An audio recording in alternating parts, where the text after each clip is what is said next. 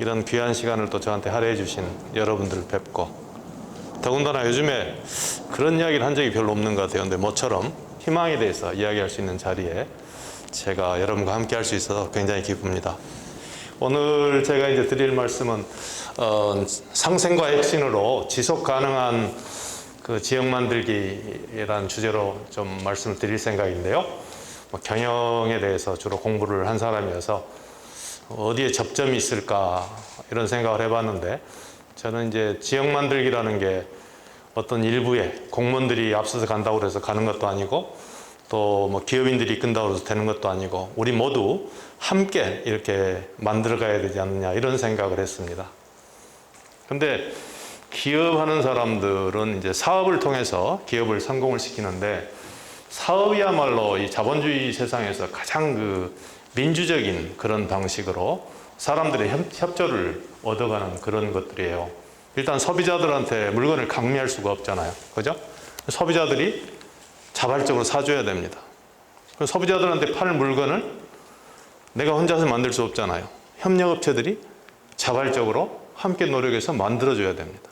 이런 속에서 어떻게 하면 사업을 성공시킬 수 있을 것인가, 이런 류의 이야기들을 통해서 거기에 빗대어서 지역 만들기도 어떻게 하면 지역 주민들을 자발적으로 이렇게 참여하도록 할 것인가, 뭐 이런데 좀 일맥상통하는 점이 있지 않을까 해서 좀 부끄럽지만 자신도 없지만 오늘 이 자리에 서게 됐습니다. 혹시 부족한 점이 있더라도 늘 양해해 주시기 바랍니다. 우선은 제가 이제 지속 가능한 지역을 만들자 이 주제인데요. 지속 가능한 지역이 뭘까 우선 생각을 해봤습니다. 지속 가능한 지역이 일단 목표가 되겠고, 나중에 이제 말씀드리겠지만 제가 생각하기에는 일종의 모든 사람들이 소위 광산구를 발전시키고자 하는, 살기 좋은 지역으로 만들고자 하는 사람들이 모두 공유해야 될 어떤 사명 같은 거라고 저는 생각을 해요. 지속 가능하다는 게 무슨 뜻일까? 느낌이 잘 안 오잖아요. 느낌이 잘 안 올 때는 저는 항상 반대말을 생각을 해봅니다. 지속 가능하다는 말의 반대말은 중간에 끝나는 거잖아요. 중간에 망하는 거. 중간에 망한다는 게 뭘까요? 인구가 늘지 않고 줄어드는 것. 이것도 망하는 것 같아요. 등등 여러 가지가 있어서 그런 반대말들 이렇게 생각을 하다 보면 활력을 잃는다든가 패권을 잃는다든가 이런 것들은 중간에 망하는 거죠. 이런 것들이 없는 그런 지역이 지속 가능한 지역이 아닐까 생각을 해봤어요. 그래서 저는 정의하기를 주민, 기업, 관광객 이 계속 모여들면서 활력이 넘치는 어떤 중심지로서의 지역, 이것을 만들어 가야 되지 않을까, 이런 생각들을 한번 해봤습니다. 여러분들이 동의를 하실지 어쩔지는 모르겠어요. 근데 광산구 주민들이 설정해 놓은 우리가 만들고 싶은 지역에 대한 생각들이 있어요. 자연, 문화, 산업이 조화를 이루는 희망 가득한 땅을 만들겠다. 그러니까 오늘 갑자기 지속 가능한 지역을 만들자 이런 주제를 놓고 여러분들이 고민하시는 것은 아니라는 겁니다. 오래전에 이미 여러분들은 저것들을 목표로 세우신 거예요. 그런데 제가 이제 복잡한 이야기를 좀 가지고 왔는데, 파슨스라는 아주 유명한 사회학자가 있어요. 이 사회학자가 어떤 세상이 잘 되려면 어떤 사회가 됐건 또는 인간들이 됐건 네 가지 조건이 맞아야 된다는 거예요. 외부로부터 필요한, 목적 달성에 필요한 자원들을 들여와야 되고, 또 그런 걸 통해서 우리의 목적은 안에 있는 것보다는 대부분 밖에 있는 것, 잘 살자, 뭐 하자, 전부 내 밖에 있는 것들이 주된 목적들인데, 이 목적을 달성하고, 이렇게 생각해 보면 저도 고민인데 말씀이에요. 제 역할이 한두 개가 아닌 것 같아요. 아들로서 역할, 아버지로서 역할, 뭐 사회인으로서 역할이 여러 가지가 있잖아요. 그렇듯이 제가 달성해야 될 목적도 굉장히 여러 가지가 있는 거죠. 이런 목적들이 내 안에서 조화를 이루어야만이, 어떤 통합이 되어야만이 내가 인격적으로 어떤 이런 존재가 되겠죠. 그러면서 가끔 이제 요즘에 이제 기억력이 깜빡깜빡하니까 어떤 사람들이 당신이 옛날에 이런 이야기를 하지 않았느냐 이렇게 물어보는데 생각이 안 날 때가 있어요. 그러면 저는 기억하려고 하지 않고 그게 제 패턴에 맞는가 맞지 않는가를 생각해 봅니다. 저는 가능하면 일관되게 살려고 노력을 해왔기 때문에 내 패턴에 맞다면 오케이, 기억은 안 나지만 내가 했을 법하다 이렇게 생각을 하는 거거든요. 이렇게 어떤 일관성을 유지해주는 어떤 이런 것들이 함께 있어야 된다. 이 네 가지가 갖춰지지 않으면 근본적으로 어떤 개인이라든가 사회가 유지되기가 어려운데, 대체로 보면 시간이 경과하면서 이런 것들에 말하자면 자원을 조달하는 문제, 목적을 달성하는 문제, 통합하는 문제, 그 다음에 어떤 패턴을 유지하고 일관성을 유지하는 문제, 이런 것들이 상대적인 중요성이 점점 달라진다는 거예요. 굉장히 못 먹고 못 살 때는 경제적인 문제, 여기 적응이 굉장히 중요해진다는 거죠. 그러나 이제 좀 먹고 살만해지면 인생의 의미를 찾게 되고 인격에 도야를 생각하고 이런 것들이 되잖아요. 그런 것처럼 이런 보통 A, 적응, 목적, 통합, 잠재성 이런 순서로 중요성이 좀 높아진다는 거죠. 근데 이제 여기서 한 걸음 더 나가가지고 파슨스가 하는 이야기는 사회라는 것도 이렇게 4개 AGIL 시스템으로 갖춰져 있다는 거예요. 이게 위에는 사회를 구성하는 개인들입니다. 개인들이 어떤 사회를 이루고 살려고 하면 사회가 개인에게 저런 문제들을 해결하는 데 도움을 줘야 된다는 거예요. 그리고 개인들도 사회가 유지되도록 하기 위해서 이런 4가지 요소가 잘 돌아가도록 해줘야 된다는 거죠. 경제 문제 일단 해결해 줘야 된다. 정치 문제는 뭐냐? 여기서 정치라는 것은 서로 이해관계를 조정하고 서로 목적이 다를 때 목적의 우선순위를 매기고 이런 것들입니다. 공동체, 함께 잘 살자는 거죠. 공동체가 개인들을 통합시켜주는 역할을 하는 거예요. 공동체가 사회를 만들어가지고 누구는 배가 터지게 잘 살고 말이에요. 누구는 헐벗고 굶주리면 그 사회가 오래 통합돼서 갈 수 있겠냐 이런 거죠. 그래서 공동체적인 요소가 존재해야 된다.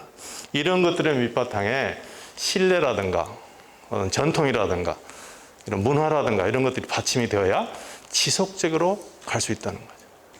그런 관점에서 우리가 지속 가능한 지역이라고 한다면 개인들과 우선 이 사회와 이런 개인들과 사회가 주고받는 관계가 좀 제대로 이루어져야 되지 않을까.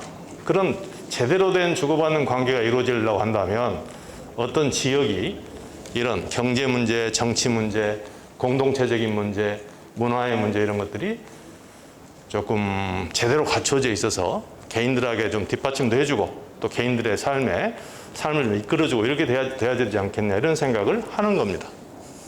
그런 관점에서 보면 자 보세요. 제가 이제 여기 왔으면 광산이 잘한다, 착하다 뭐 이런 이야기 칭찬만 하고 갈 수는 없잖아요. 그래서 자 광산이 꿈꾸는 그런 사회, 자연, 문화, 산업이 조화를 이루는 뭐가 좀 허전하잖아요. 산업, 경제 문제 해결이 됐어요. 문화는 이것은 제가 생각하기에는 광주에서 가장 문화적으로 그러니까 어떤 삶의 안정성을 가져올 수 있는 바탕이 잘 갖춰져 있는 것이 새로운 시대에 잘 갖춰져 있는 것이 광산이라고 생각해요. 저는 광산하면 처음 떠오르는 게 의병입니다. 제가 어등산 관광단지 활성화하는 위원회 위원장을 했었거든요.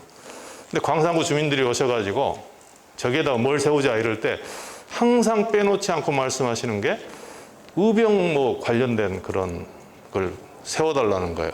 그 의병 정신이 광산구 주민들의 어떤 삶의 바탕이 되고 있지 않느냐 이런 생각을 했어요. 그러니까 저는 정의감, 옳고 그름을 따지는 이런 류의 문화가 광산구 주민들의 정신세계의 밑바탕을 이루고 있다고 생각합니다. 제가 오래전에 전갑길 청장님 계실 때 그때는 광산구에 자문위원도 하고 그랬었어요. 근데 그때 왔을 때 또 하나 고민했던 일이 이 지역에 외국인들이 굉장히 많이 산다는 거예요. 그래서 외국인 축제를 어떻게 만들 거냐. 송정시장을 어떻게 외국인들의 생활에 도움을 줄 수 있는 그런 형태의 시설로 좀 바꿀 거냐. 이런 류 생각들을 하고 계시더라고요. 지금 광주 시내에서 외국인들이 가장 많이 거주하고 있고 외국인들의 마을이 있고 광산밖에 없다. 그래서 광산의 그런 말하자면은 그 포용성 이런 것들이 저는 광산의 문화라고 생각을 하는 거예요. 이것은 관광의 바탕이 되는 것이 아니라 우리의 삶의 바탕이 되는 거예요. 이런 문화적인 것들이 우리들의 가치를 형성하고 우리들이 어떤 사회를 만들어가면서 어떤 식으로 행동해야 될 것인가 하는 데 있어서 우리들을 지켜주는 행동의 방침이 되고 있는 그런 것으로서 문화입니다.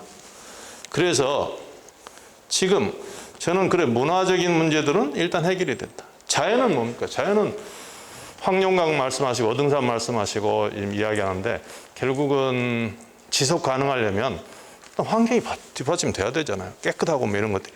그죠? 그런데 정치의 문제가 좀 빠진 것 같아요.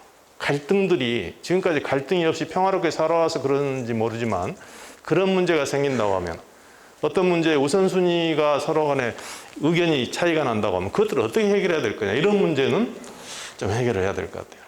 그래서 근본적으로는 이 광산구에 어떤 오래전에 만들었던 그 사명 이런 것들을 보완하는 행정의 부분이 들어온 것 같고 그 다음에는 공동체의 문제가 복지 문제로 들어와 있는 것 같아요. 그래서 복지 이렇게 들어와 있고 그리고 지금 하나 또 들어와 있는 부분이 도시 부분이 들어와 있어요. 그러니까 실은 파슨스도 이야기하지 못했던 도시는 어떻게 생각해야 될 거냐. 제가 생각하기에 도시는 도시로서 여러 사람이 모이면 여러 가지 문제가 생기잖아요.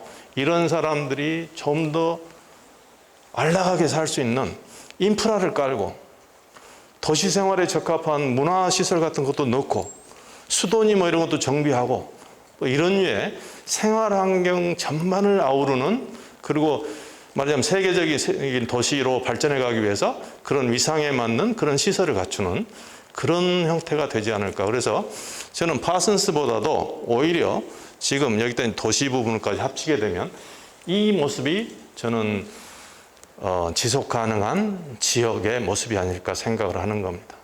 그런 것들을 저는 여러분들이 조금 더 명확하게 구체화하고 또 여러분들이 함께 나누고 있고 그래야 광산구 사람들이 그걸 향해서 함께 갈 거 아니에요. 밖에 있는 사람들도 아, 저 지역은 이렇게 가는 거구나 이걸 이해할 거 아니에요. 그리고 이 지역에서 투자를 하든 이 지역으로 이사를 오든 구경을 오든 할 거라는 거죠.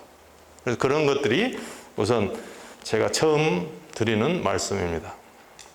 지속 가능한 지역 의미를 좀 명확하게 하자. 그러나 새로 만들 것은 없다. 두 번째는 이제 이런 거예요. 만들자는 거예요. 만들자. 근데 만든다는 게 이게 참 그렇잖아요. 누가 만드느냐 이런 문제도 있고요. 얼마나 빨리 만드느냐 이런 문제도 있고. 경영하는 사람들은 무슨 과업이 주어지면 과업을 관리 가능한 형태로 쪼갭니다. 그러니까 만들기, 그냥 두는 것이 아니라 만들기 위해서 뭘 해야 될 것이냐 이런 문제를 생각하는 거죠. 근데 여러분 생각해 보세요. 지금 왜 이렇게 모여서 아카데미도 하고 또 뭔가 새로운 생각들을 하려고 새로운 일들을 하려고 하나요? 자연스럽게 되어가는 것들이 그런 정도의 속도가 마음에 들지 않기 때문이에요. 우리는 한국 사람들이 특히 그런 것 같아요. 굉장히 강한 상향 의지가 있어서 빨리 좀 더 나은 쪽으로 이렇게 발전했으면 하는 생각들을 하고 계시는 것 같아요. 그래서 자연스럽게 이루어지는 것보다는 좀 더 빨리 뭔가 더 낫게 이런 형태로 만들기를 원한다는 거죠. 그러면 그런 형태로 만들려면 어떻게 만들어야 되느냐? 결국은 사람들이 함께 만들어야 된다. 리더는 결국 다른 사람을 움직이는 거잖아요. 이 경영하는 사람들의 특징 중에 또 한 가지입니다. 문제를 쪼개듯이 어떤 요인들이 이해가 가능한 형태로 관리가 가능한 형태로 쪼개보려고 굉장히 노력을 해요. 많은 사람들에게 묻습니다. 여러분 리더가 되고 싶습니까? 리더의 반대말은 뭔가요? 추종자. 그러면 리더가 되기 위해서 무슨 일을 하고 계신가요? 물어보면 답이 없어요. 리더가 되기 위해서 무엇을 해야 될지를 모르는 거죠. 그런 것들을 도와주는 것이 경영하는 사람들이 하는 거예요. 리더가 되려면 리더가 하는 일이 뭐예요? 사람들을 이끌고 새로운 곳으로 가는 거잖아요. 이 새로운 곳이 좋은 곳이면 좋겠어요? 나쁜 곳이면 좋겠어요? 나 믿고 따라온 사람 데리고 나쁜 곳으로 가면 곤란하잖아요. 그래서 리더는 야 어디 가자, 좋은 곳 가자, 이 좋은 곳을 제시할 수 있는 사람이 리더라는 거예요. 제시만 하면 뭐하냐, 같이 가도록 사람들을 설득을 해야 될 거 아니야. 합의를 도출하고. 또 비전을 제시한다는 것은 어디로 가야 될지, 거기에 어떻게 가야 될지 이거 알려주는 거예요.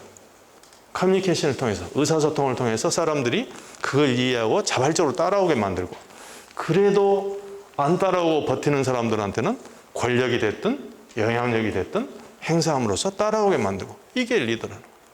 근데 아까도 말씀드렸다시피 지금 세상에 행정이나 이런 또는 리더가 이끌고 갈 수 있는 세상이 아니에요, 강제로.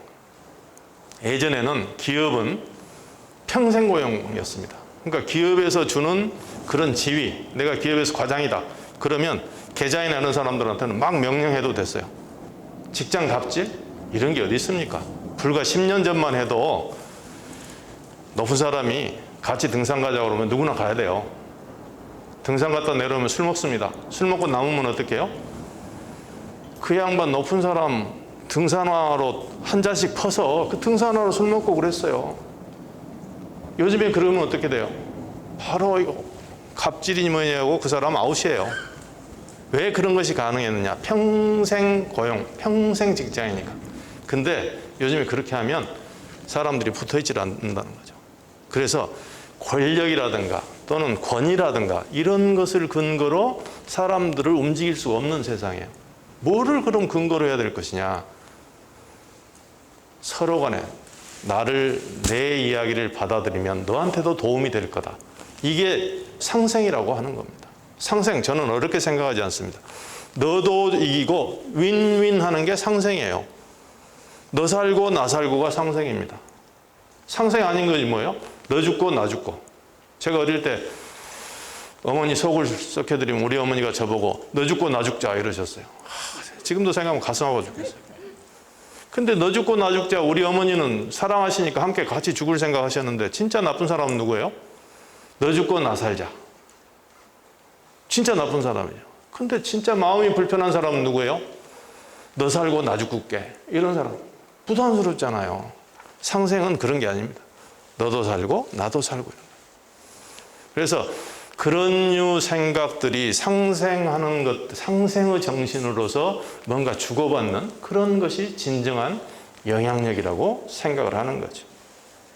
바나드는 어떤 조직의 공동의 목표하고 지금 지역의 공동의 목표하고 개인의 목표가 조화를 이루지 않으면 설득이 안 된다는 거예요. 그래서 우리 이야기했잖아요. 총론에는 찬성, 강론에는 반대. 다 좋은 이야기인데 거기 따라가면 나한테 뭐가 생기는데, 나한테는 뭐가 좋은데, 이런 생각을 하게 된다는, 그 생각을 충족을 못 시켜주면 사람들을 참여시키기 어렵다는 거예요. 근데 어때요? 여기 보면 있다면, 그래서 사람들이 근본적으로 좋은 이 운동으로, 어떤 아이디어를 운동으로 만들려면, 야 좋으니까 좀 너도 인간으로서 좀 생각하고 뭐지 이렇게 해봐, 이런 이타심에 기대어서는 대책이 없다는 겁니다. 이기심을 인정하자는 거예요. 그래서 이익을 줘야 되는데 문제는 어떻습니까? 문제는 사람의 욕심이라는 게 끝이 없다는 거예요. 그래서 예를 들어서 무슨 일을 해가지고 생기는 성과가 변함이 없다고 한다면, 그래서 이걸 나눠 먹는 방식만 단순히 바꾼다고 한다면 참여를 이끌기가 어렵습니다. 파이를 키우는 동시에 그 파이를 나눠 먹는 방식들을 바꿔야 되는 거예요. 그러면서 누구도 그 전보다 적게 받아가도록 하면 안 된다는 거예요. 이런 류 생각들에 미치면 결국은 아이디어를 가지고 운동으로 바꾸려고 하면은 기존의 어떤 방식으로는 좀 안 되겠다. 새로운 좀 혁신이라는 게 좀 필요하지 않을까, 이런 생각을 해보게 되는 거예요. 그래서 여러분들은 진짜 혁신이라는 이야기를 귀에 못이 박히도록 들으셨을 거예요. 오늘 제가 드리고 싶은 말씀은 장사하는 사람들이 사업을 하기 위해서 어떤 혁신을 해야 될 것인가, 그런 혁신을, 아이디어들을 운동으로 바꾸기 위해서, 사람들을 참여시키기 위해서는 어떤 식으로 바꿔가야 될 건가, 이런 말씀을 좀 드려보고 싶습니다. 하버드 비즈니스 리뷰라고 하버드 대학에서 나오는 경영 학술지인데요. 업계에선 가장 권위 있는 학술지 중에 하나로 평가받는 그런 잡지입니다. 거기에 실린 글이에요. 결국은 조직이라는 것이 어떤 목적을 달성하려면 조직을 구성하고 있는, 조직이 무슨 목적을 어떻게 달성하고 하겠어요? 조직을 구성하고 있는 사람들이 협력해줘야 목적이 달성되는 거죠. 그러려면 조직을 구성하고 있는 사람들이 최소한 5가지 사항을 공유해야 된다는 거예요. 이게 공유가 되지 않으면 사람들이 무엇을 위해서 내가 어떤 일을 해야 될지를 모른다는 거죠. 첫 번째는 사명이라는 거예요. 조직의 존재 이유. 왜 이 기업이 잘 돼야 되지? 이런 생각을 해요. 이 광산구가 왜 잘 돼야 되지? 광산구가 잘 된다는 것은 무슨 의미지? 우리는 그 부분에 있어서 지금 지속 가능한 지역이라고 정의를 좀 내려봤습니다. 두 번째는 가치라는 거예요. 가치라는 것은 사명을 달성하기 위해서 무슨 일을 하면서 다른 사람들을, 이해관계자들을 대하는 우리의 자세예요. 어떤 자세를 가지고 일을 할 거냐. 소비자는 어떻게 돼야 될 거냐. 뭐 공무원들 같으면 주민들을 어떻게 돼야 될 것이냐. 민원인을 어떻게 돼야 될 것이냐. 상급자를 어떻게 돼야 될 것이냐. 이런 류의 사람들을 대하는 방식의 문제입니다. 이런 가치를 지키면서, 말하자면 올바른 행동 방식이죠. 행동 방식을 지키면서 사명을 향해서 쭉 추구해 나가다 보면 10년 뒤에, 20년 뒤에 갖춰질 우리의 모습이 비전이라고 부르는 겁니다. 이 비전이라는 것을 달성하기 위해 비전을 놓고 이제 그 비전을 달성하기 위해서 무슨 일을 언제까지 누가 어떤 순서로 해야 될 것인가, 이것을 생각하는 게 전략이라는 거예요. 제가 이번에 쭉 이제 광산구 자료들을 보면서 공약이나 이런 걸 보니까 또 우리나라 전체의 모습이 그렇습니다만은 근본적으로는 이런 부분이 좀 헷갈린 것 같아요. 비전하고 사명하고 이런 부분들이 좀 구분이 안 돼 있어요. 요새 동양의 사상들을 서양 경영학자들이 가져다 쓰는 경우가 많습니다. 기업들이 저는 전략이니 뭐 이런 것을 짤 때도 변해서 되는 것이 있고 변하면 안 되는 게 있다는 거예요. 그래서 음양에서, 음은 뭡니까? 음이라는 것은 본질의 문제, 이데아의 문제예요. 음은 어머니고 땅이고 변치 않는 겁니다. 기업이나 조직에 있어서 변치 않는 것들이 무엇이냐? 사명이라든가 가치, 이런 건 세상이 바뀐다고 해서 바뀌어서는 곤란하다는 거죠. 일종의 사명 같은 것은 북극성 같은 존재예요. 북극성은 흐리나 뭐하나 항상 그 자리에 있는 겁니다. 광산구 주민들이 또는 광산구를 다른 공무원들이, 광산구에 오는 사람들이, 모든 사람들이 영원히 추구해 나가야 할 바가 사명인 거예요. 이 사람들이 다른 사람을 대할 때 갖춰야 될 자세, 행동 양식, 이것이 가치인 겁니다. 이 가치가 사람에 따라서 세월의 시절에 따라서 바뀌어서는 곤란하다는 거예요. 그것들은 변치 않아야 되는데 그런 것을 가치를 지키면서 이렇게 하다 보면 환경의 영향도 있고 뭐 이러다 보니까 비전은 어떻습니까? 비전은 달라질 수가 있는 거죠. 그래서 우리들의 목표는 사명을 놓고 다루는 게 아니라 사명을 달성하기 위해서 가야 될 징검다리, 비전들을 놓고 목표를 설정하고 전략을 설정한다, 이런 것들입니다. 그 다음에 전략이라는 것은 여러분들이 뭐 익히 알고 있는 공약 이런 것들이 전략이죠. 그 비전을 달성하기 위해서는 어떻게 돼요? 비전은 쉽게 말씀드리면 광산구의 모습이 어떻게 달라져 있어야 될 건가? 구기가 지나면 어떻게 달라져야 될까? 그런 류의 모습들이, 구체적이고 생생한 모습들이 비전이 돼야 되는 거예요. 관공서에서 나오는 어떤 문건을 보든 간에 목표가 없어요. 비전이 없습니다. 이런 세상을 만들자. 일자리를 창출하자. 일자리를 몇 개를 만들자는 거예요. 어떤 종류의 일자리를 만들자는 거예요. 이게 없기 때문에 대체로 구호로, 빌공짜의 공약으로 끝나는 경우가 많다는 겁니다. 그런 것들이 생생하게 세워졌을 때 우리가 비전이라는 거죠. 그 다음에 전략이라는 게 이렇게 되면 어떻습니까? 전략을 실제로 수행하면 그 제대로 수행이 되고 있는지 안 하고 있는지 평가 기준이 있어야 되잖아요. 이 평가 기준들을 좀 명확하게 세워야 되는데 그런 부분들이 명확하지 않으면 구성원들이 내가 하는 일에 대해서 앞으로 뭘 기준으로 평가받을지를 모르기 때문에 열심히 안 할 가능성이 있다는 거예요. 뭐 방송들이 나왔으면 그러긴 합니다만 제가 지금 우리 전교조 하시는 선생님들이 자꾸 반대를 했어요. 어떤 걸 반대했냐면 학교에서 경쟁시키지 마라. 경쟁시키는 것이 평가하는 거라는 거예요. 그러니까 평가를 없애자. 이런 이야기를 했다는 거죠. 근데 경쟁한다는 것하고 평가한다는 건 전혀 별개의 문제입니다.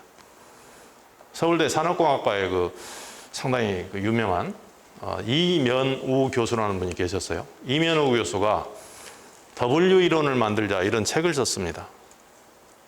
맥그리거라는 사람이 미국 사람들을 두 종류로 나눴어요. X 이론적인 인간, Y 이론적인 인간. X 이론적인 사람들은 일하기 굉장히 싫어하고 수동적이고 그런 사람들은 관리 감독을 철저히 해야지 성과가 난다는 거예요. 그런 사람만 있는 게 아니라 Y 이론적인 사람도 있다는 거죠. 자발적으로 일하고 이런 사람도 있는데 그런 사람들은 놔먹여야 일을 잘한다. 이런. 오우찌라는 UCLA에 선생을 하던 일본인 3세 교수가 1980년대 일본이 경제가 굉장히 잘 나갔잖아요. 일본 기업이 굉장히 잘 됐잖아요. 그러니까 일본 사람들은 미국 사람하고 다르다. Z이론적이다. 그래서 G이론, Z이론이라는 걸 만들었어요. 일본 사람들은 조직 함께하고 공동체 의식이 있고 뭐 이런 류 생각. 함께 어떤 클랜이라든가 이런 집단적인 문화라든가 이런 걸 통해서 사람들을 움직여야지 동기부여가 된다 이런 이야기예요. 이면우 교수가 이야기한 거예요. 한국 사람은 X도 아니고 Y도 아니고 Z도 아니라는 거예요. 그래서 W 이론이라는 거예요. 한국 사람은 그러면 어떻게 해야 일을 열심히 하냐? 신바람 나면 열심히 한다는 거예요. 이게 이면우의 신바람 경향이라는 거예요. 신은 어떻게 날까요? 신나면 축제사자 하잖아요. 신나게 하려면 작은 성공이 거듭되면 신난다는 거예요. 신나면 끈기가 생기고 열심히 한다는 거예요. 어떻게 하면 작은 성공이 가능하게 될까요? 제가 제 자식이 초등학교 다닐 때 25등을 해왔어요. 그래서 저는 이제 제 학교 다닐 때만 생각했죠. 한 반에 한 60명 되면 25등이면 절반 안에 들어왔잖아요. 그런 제가 아들한테 장하다, 내 아들. 그래서 10,000원을 줬어요. 그랬더니 제 차 아는 아이가 우리 아들 반에 학생 수가 32명이라는 거예요. 아찔하더라고요. 그래서 돈 다시 뺏고 DNA 검사를 한번 해볼까 말까 생각했습니다. 근데 걔한테 제가 이야기를 했어요. 내 아들이 돼가지고 어떻게 25등을 할 수가 있냐, 32명 중에. 다음 달 월말고사 때 1등을 하면 네가 그렇게 갖고 싶어하는 게임기 이거 사주겠다. 그랬더니 제 아들이 뭐래요? 감사 이래요? 아버지 사주기 싫으면 좋게 사주기 싫다고 그래. 25등 하던 애가 어떻게 1등 하냐 이거죠. 그래서 제가 이면우 선생의 신바람 이론을 떠올렸습니다. 오케이. 다음 달에 월말고사 때 20등을 하면 한 등 올라갈 때마다 10,000원씩 50,000원 주겠다. 그래서 걔가 18등을 해왔어요. 그래서 그 다음에 야 이제 네 앞에 있는 애들이 훨씬 강해졌지 않냐. 그러니까 다음에는 한 등 올라갈 때마다 20,000원씩 주겠다. 그래서 또 한 3등 올라가고 왔어요. 이래가지고 제 아들이 공부를 실제로 잘하게 되었어요. 저 때문인지 아닌지는 모르지만 공부에 진짜로 흥미가 없던 애를 이렇게 찾고 하는 거죠. 그래서 BSC 만들 때 1년 단위로 하자 뭐 이런 것보다는 제가 전략을 보면서 진짜로 인사 고과가 문제가 아니라 일이 되도록 하기 위해서 작은 성공이 거듭되도록 하기 위해서는 조금 목표들을 잘게 쪼개자. 단기로 쪼개서 잘 됐을 때는 막 칭찬해주고 달성 못하면 어떻게 해요? 갑질합니까? 그게 아니고 격려하라는 거예요. 잘못됐을 때는 격려해줘. 왜냐하면 작은 거니까 다음에 이렇게 메이크업 하면 되잖아요. 이렇게 채우면 되잖아요. 그러니까 야단칠 필요 없다는 거죠. 그래서 격려해주고 그렇게 함으로써 신바람을 낼 수 있다 이런 이야기를 하는데 대부분에 보면은 하여튼 성과, 고과 기준, 평가 기준이 나오면 그것이 내 인사고과와 관련돼 있고 싫고 뭐 이런 식이 되는 거예요. 그런 식이 되어서는 우리들을 함께 이끌어갈 수가 없다. 이런 관점에서 한번 여러분들이 생각을 좀 해보셨으면 하는 겁니다. 그래서 결국은 어떻습니까? 개인의 목표를 달성해 주는 게 굉장히 중요한데 이기심이 지배적인데 저는 제가 즐겨 쓰는 말인데 돈이 너희를 진실되게 하리라. 돈을 줘야 된다. 돈이란 건 뭡니까? 우리들 모두 더 나은 삶을 살고 싶어 합니다. 우리가 어떤 더 나은 삶을 살려고 하면 우리들이 자원을 필요로 하죠. 이 자원의 대명사가, 모든 희소자원의 대명사가 돈입니다. 그래서 돈이 되도록 해줘야 되는데 결국은 돈 이야기를 왜 하느냐? 경영하는 사람들이 사업이 잘 되게 하는 이야기를 이해하시면 아이디어에 대한 참여도를 좀 높이는 데 도움이 되지 않을까 해서 제가 가져온 겁니다. 혁신, 대부분이 누구나 혁신을 해야 되는 줄 아는데 혁신이란 게 뭔지를 잘 모르는 거예요. 혁신의 본질은 아이디어입니다. 오늘 제가 계속 드리는 말씀이 아이디어 말씀을 드리고 있어요. 혁신이라는 것은 현재 가능한 선에서 투입을 넣었더니 이만큼 나왔어요. 그러니까 현재 이 정도 투입을 했으면 가능한 것이 이 선인데 이 정도밖에 안 나왔으니까 뭔가 좀 부족한 거죠. 이것을 최대한까지 높이는 것을 개선이라고 합니다. 개선이 안 되는데 이 목표를 달성하려고 그러면 투입을 늘리는 방법이 있어요. 투입을 늘려서 그런 숫자로 맞추는 거였죠. 이런 정도는 혁신이 아니라는 거예요. 혁신이라는 것은 새로운 완전히 가능성 자체를 바꾸는 겁니다. 가능성 자체를 북동방향으로 올리는 거죠. 혁신의 좋은 엔진이 모르겠는데 1954년에 무슨 로저 베니스턴가 하는 사람이 1마일이면 한 1600m 정도 됩니다. 1600m를요 3분 59초 얼마에 끊었어요. 근데 1954년 이전에는 모든 사람들이 어떤 생각을 했냐면 특히 의사들이 그런 이야기를 했습니다. 사람이 1마일을 4분 이내에 뛰면 심장이 터져 죽어볼 거라고 했어요. 그래서 누구도 4분을 깨는 것은 불가능하다고 생각을 한 거예요. 그럼 베니스터도 4분에 가까이 가기 위해서 어떤 수를 썼냐? 요새 말로 하면 그때는 참 귀한 그런 존재들인데 페이스메이커. 앞에서 뛰어주는 선수들을 이 사람이 그 54년 그 시합 때 3명이나 쓴 거예요. 한 바퀴 돌 때마다 한 명씩 교체하면서 앞에 뒤에 따라오는 사람이 2바퀴째는 앞으로 가고 처음에 앞에 가는 사람은 2바퀴째 뒤로 빠지고 그러면서 이 사람 페이스를 조절해 준 거예요. 이 사람이 막판에는 굉장히 잘 뛰는 사람이에요. 그래서 뛰었는데 실제로 4분 안에 뛰어가지고 너무 빨리 뛰어가지고 기절했다고 그래요. 문제는 뭐냐? 4분 안에 뛰어도 1마일을 뛰어도 안 죽는다는 것이 밝혀지니까요. 그로부터 6개월 안에 한 30명 가까운 사람이 4분 벽을 깨본 거예요. 1년 안에요. 300명인가 200명인가 되는 사람이 그 벽을 깬 거예요. 우리들을 짓누르고 있던 4분을 깨면 심장이 터져볼 것이다. 이런 류 생각들이 항상 우리들을 4분 안에서 그래서 페이스메이커를 몇 명 쓰냐 이런 정도로 생각했던 것이 아니라 우리들에게 있어서 4분은 벽이 아니다. 이런 생각을 함으로써 기록을 갱신할 수 있었던 거죠. 이런 류 혁신들이에요. 이런 아이디어를 통해서 혁신을 한다고 그랬을 때 문제는 오케이 알겠는데 무슨 혁신을 하자는 거냐 이런 거잖아요. 제가 2가지 혁신을 말씀을 드릴게요.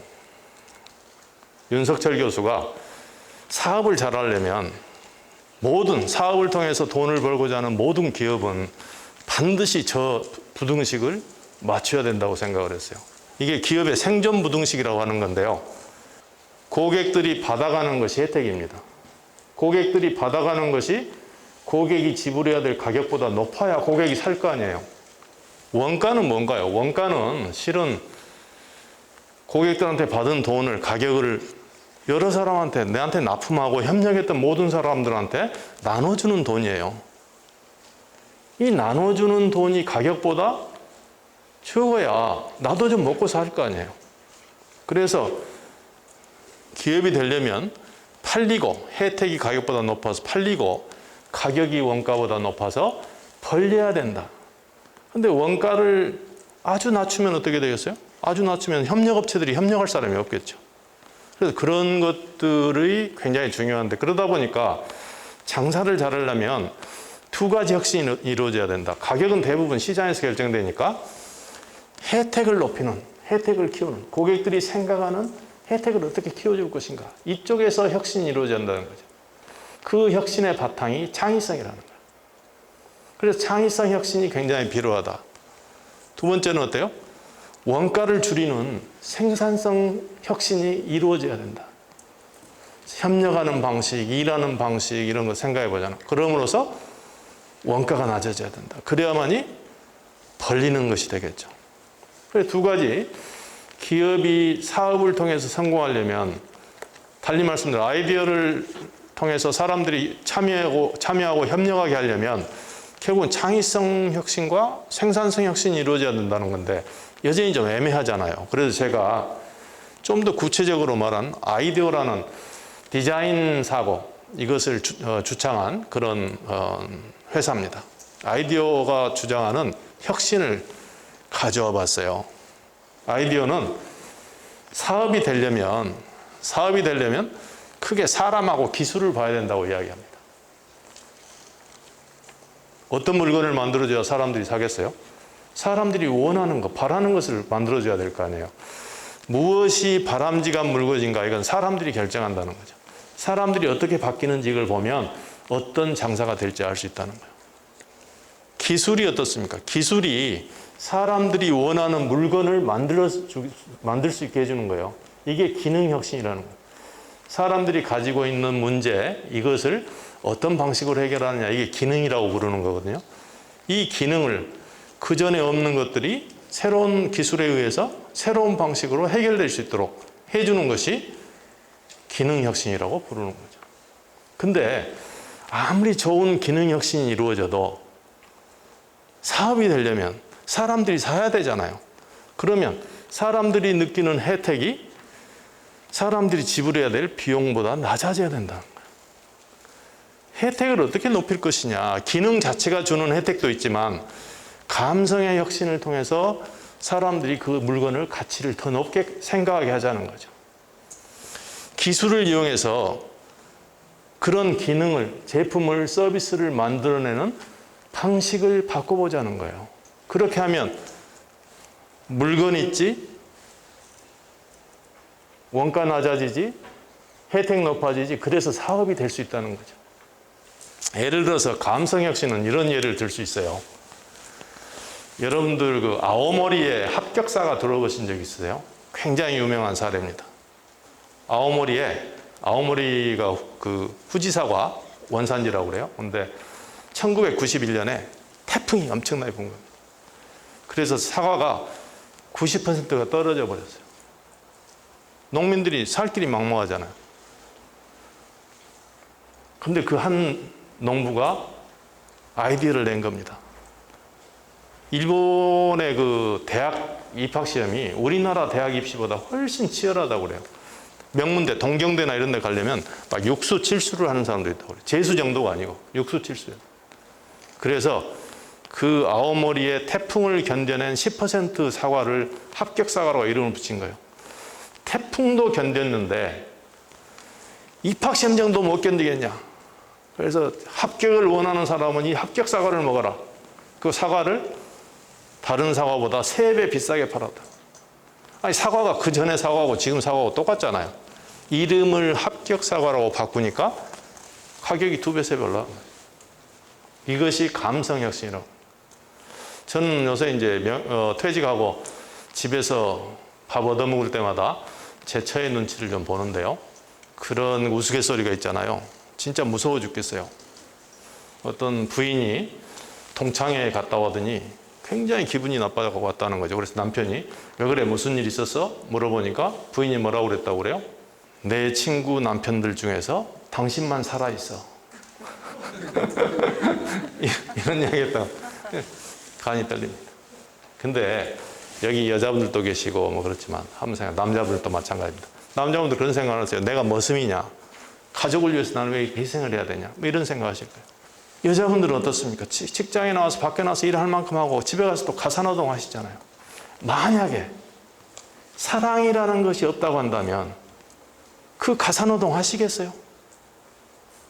내가 이렇게 죽으라고 밥을 해가지고 해놓으면 내 사랑하는 가족들이 맛있게 먹을 것이다 이런 생각이 없으면 누가 그 고된 일을 매일매일, 특히 나같이 아무 일도 안 하면서 세 끼씩 꼬박꼬박 챙겨 먹는 이 인간을 위해서 누가 밥을 하겠냐고요.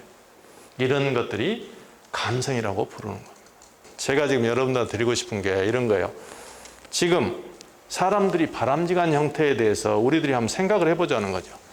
지속 가능한 지역에 대해서 명확하게 생각을 하고, 이 생각들이 많은 사람들이 광산구에 오고 싶어하는 사람, 광산구에 살고 싶어하는 사람, 광산구에서 기업을 하는 사람, 관광객, 이런 사람들이 바라는 모습으로 우리가 사명을 정의를 하자는 겁니다. 그리고 그것을 쫓아나가자. 그리고 함께 일하도록 하면서 가치와 비전을, 상생의 가치를 세움으로써 내가 이 일을 하게 되면, 당신들이 하라는 그런 일을 참여하고 협력을 하게 되면 너만 잘 사는 것이 아니라 나도 잘 살 수 있다는 그런 생각을 갖도록 하자 하는 이야기예요. 그래서 상생의 정신이 없다고 한다면 누가 너 좋으라고 내가 그 일을 하겠냐는 생각을 하는 겁니다. 이쪽은 어떻습니까? 절차나 도구 가능하면 간편하게 좀 하자는 거예요. 제발 공무원 여러분들 책임 생각, 청장님 진짜 좋은 청장님 오셨잖아요. 책임질 것을 두려워하지 마시고 해야 될, 없애야 될 거 있으면 과감하게 좀 없애세요.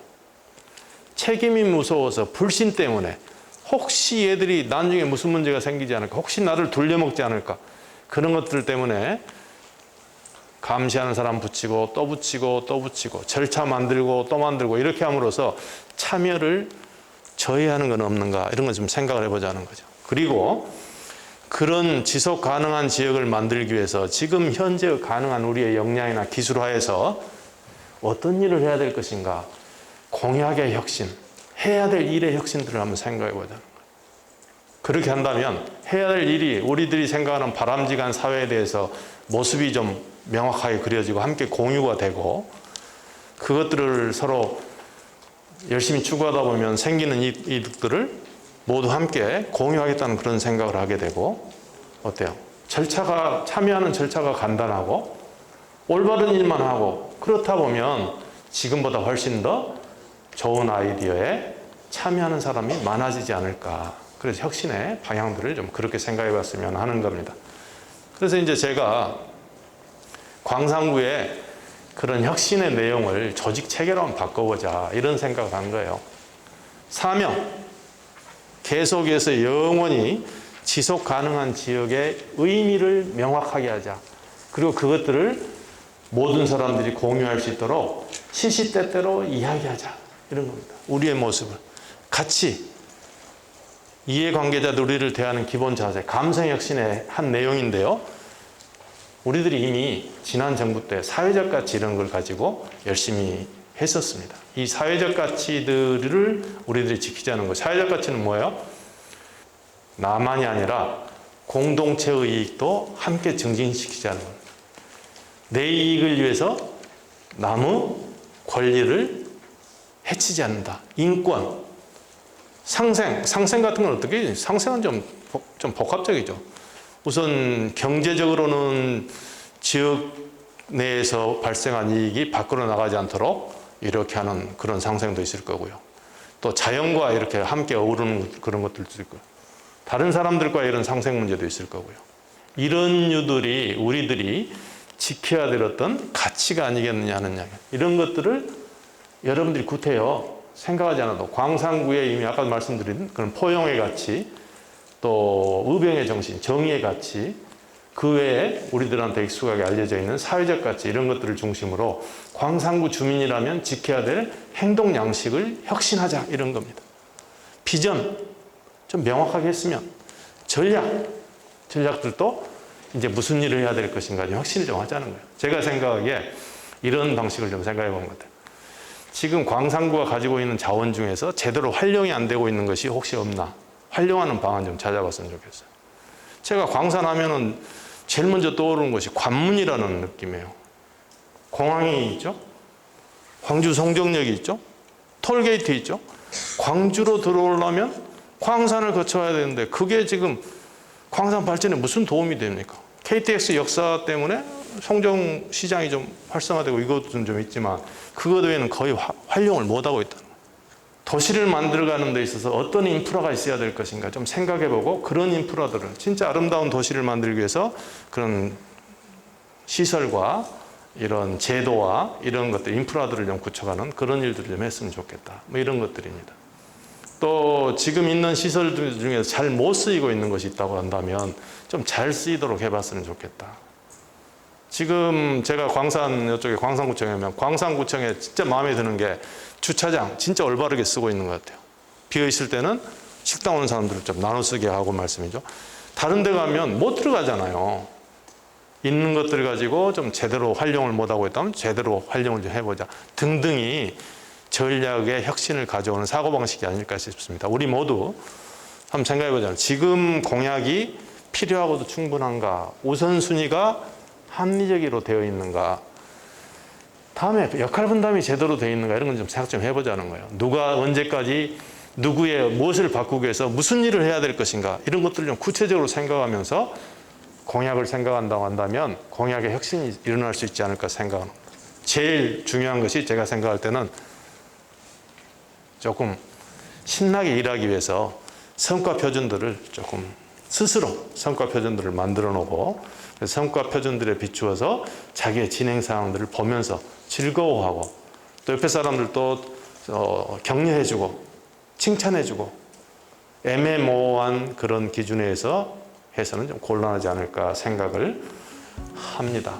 그 뒤에도 준비해 놓은 이야기가 굉장히 많이 있습니다만 오늘은 이 정도까지만 말씀을 드리겠습니다. 감사합니다.